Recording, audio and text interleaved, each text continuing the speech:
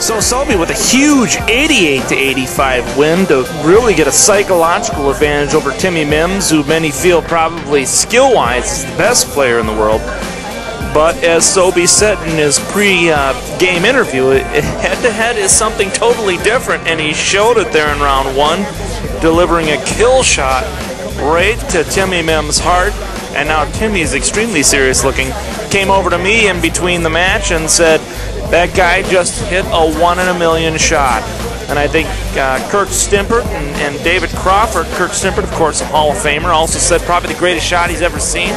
I'm a Hall of Famer myself, too. I got to say the same thing. I don't think I've ever seen anything quite like that, especially under high-stakes competition pressure. But here we go, as match number 2 is now underway. And you'll notice now that Sobe will be in the blue colors. They've agreed, instead of a coin toss, that they will alternate who starts each round throughout this championship match.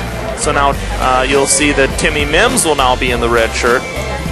Mims comes out, fires a 5-point shot right off the bat, quickly puts in his initials. And it's now 5-5 to start out the second match, and we'll see if it's as exciting as the first. Sobe lets go with another 5-point shot.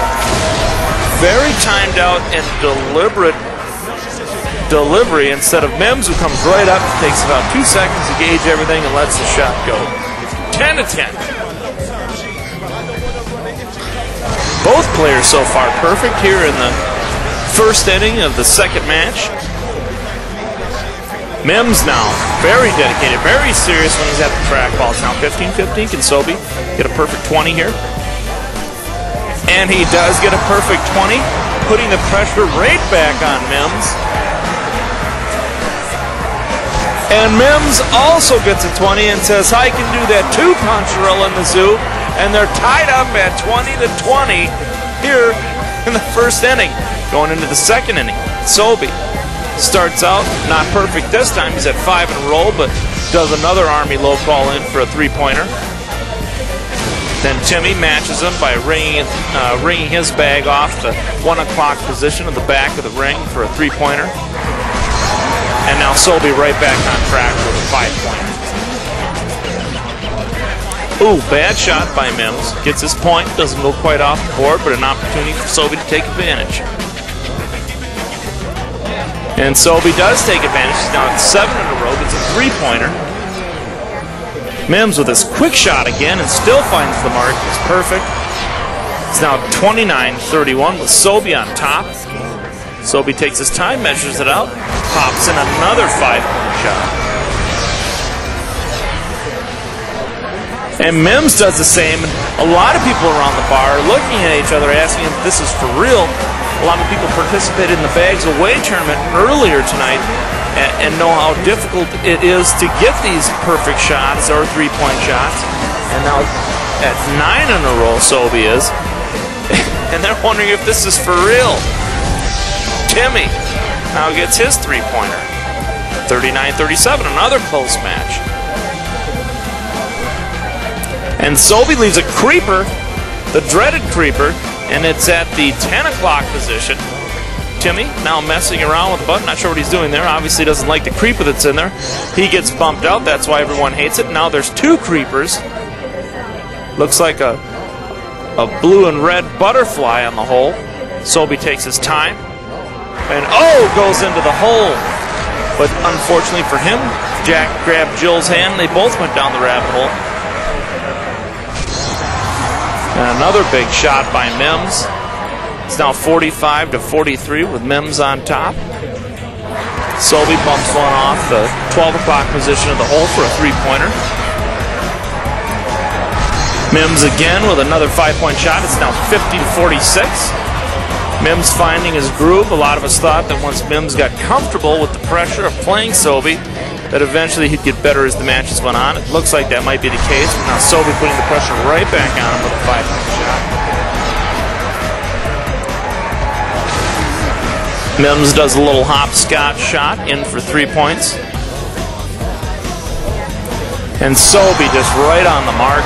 For those of you not aware of it, Sobe just changed to thumbs as opposed to palms, which he was using earlier when he made his high scores of 104 and got into the Century Club. But as you can see here tonight, the thumbs are treating him quite well as he's hanging in there with Timmy. And obviously has a win in the first match, which I think surprised a lot of people, including odds maker Bob Fox, who's probably over in the corner stressing out somewhat. And now look, we've got 2 bags at the 11 o'clock position for Mims, and Mims is able to get one of his bags to go ahead, join hands with another bag and pull it in to get some points. And it's now tied up again, 60-60. Nobody could have imagined that the matches were going to be this competitive. I don't believe. We'd all heard the rumors of what had happened down in Atlanta, but obviously both competitors are just as skilled and just as good as they were down there that night. Tim now up 65-61. Sobe takes a pause, wants to wipe his hands for a quick second with a towel, and then rings in a 3-pointer. Sobe getting a little more deliberate now with his post-throw poses that he's doing. Very into the game. It's now 70-64. And a huge miss there by Sobe. I'm not sure exactly what happened. Doesn't land on the board, doesn't even get a point. And then Mims punches him right in the face and makes him pay for it. And it's now 75-64 for Timmy Mims. Sobe off the mark again now, misses the hole. He's a little high. It's now a 10-point advantage for Mims. And Mims just fires away. Now it's a 15-point advantage unless Sobe can find a way to stem the leak here. It's going to slowly drown him. Taking his time now, and he's got a hard 14-mile-an-hour crosswind, but is able to get in a 3-pointer. Question is, what will Timmy Mims do? He'll simply arc it right through that high wind and get another 5-pointer, and it's now starting to look grim for Sobe, and Sobe's off the board again, and it's now flashing, and it's now official. Sobe will continue to throw, but he's drawing dead at this point, and now it's going to be 1-1, and Mims is grinning somewhat. It's 90-73. Sobe shaking his head a couple of times there as he's drawing dead as he makes his final throws. Some critical mistakes where he was off the board, didn't even get any points. And now Timmy knocks in his bag, but it was almost a charity affair in doing that, as if to say, here you go, guy. I can help you out a little bit. 92-76. Timmy comes roaring back. We thought maybe somehow his psyche would be affected from the miraculous comeback win by Sobe in round number 1, but apparently that's not the case, as Mim comes back to win match number 2. We're now tied at 1-1 going into the third match.